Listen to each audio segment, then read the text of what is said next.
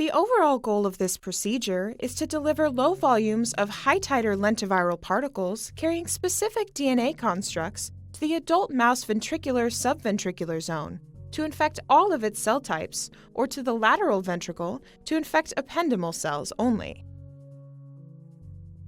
This method can help answer key questions about interactions that neural stem cells of the adult ventricular-subventricular niche have with their neighboring ependymal cells.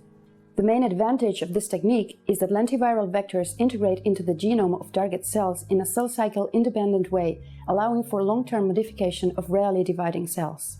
Helping me to demonstrate the procedure will be grad student Beatriz Martí-Prado.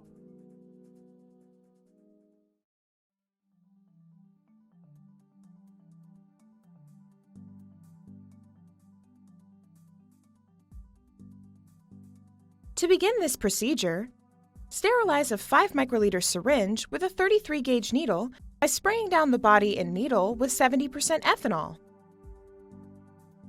Then, rinse the syringe thoroughly with sterile water and allow it to dry in the culture hood.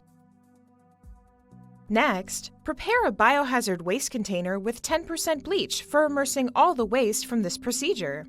After that, prepare a 37 degrees Celsius waterbed for mouse recovery after injection by filling a sealable plastic storage bag with water and warming it to 37 degrees Celsius. Transfer the viral stock from the freezer to a rotating wheel at room temperature 1 hour before starting the injection. After thawing, maintain the viral stock on ice.